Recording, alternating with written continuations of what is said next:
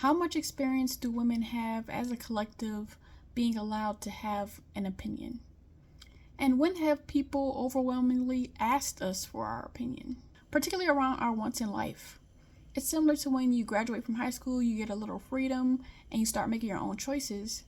You start making a lot of bad choices. I feel like that's the look into why so many women make such bad choices in dating. And this isn't even an excuse, it's more of a reason, because we definitely need to start figuring out how to make better decisions. We can't oftentimes get advice from our family members because they're speaking from experience. So they're either telling you to stick with the exact same program, or they're telling you to go all the way to the left because some of our mothers and grandmothers were stuck and they didn't want you to be stuck. So in the same way, after President Obama, some of the countries swung the pendulum all the way to the other side. That is the advice some of our mothers and grandmothers will give us, to go all the way to the other side, to be independent. So you have some women who want the protector and provider and don't want to touch a penny. They want the man to pay for everything.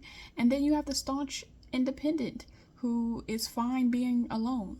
And then you have the women in the middle who are trying to figure out how to navigate relationships with a pool of men who are dealing with the exact same things on their end. You have the protector provider type that still wants that old school relationship. You have the healing, emotionally available guy who still has to navigate misogyny through the women he dates, who wants to put him in the box of what a real man is from a dated perspective. And then you have the guys in the middle who don't know what's going on. So you have women trying to newly navigate having individual and collective choice, and then you have men having to interact with women who may be anywhere on that spectrum, who may need more from him, or he's the one that needs more from her. I just really wish somebody would implement my idea of mandatory therapy K through 12. And that also reminds me of a dating app idea that I came up with years ago that I don't plan on implementing, so if you want to steal it, feel free.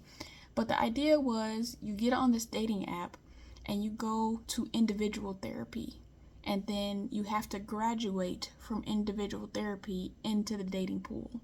And so the people are learning in individual therapy about anything that they need internally, but also how to properly date. You graduate into the pool, and then you start intermingling with the person. And if you decide to connect with the person, there's some guidance. I don't know if it'll be therapy wise, but there's some guidance through that where you're getting help in how to navigate this relationship. And it doesn't have to necessarily always end in deciding to be a partner, but at least it will be more fun. I just don't like today how when you're dating, it just has to end badly. I don't understand why we can't just have fun. You discover maybe that person is not for you, and you can just amicably part ways, and nobody has to be upset.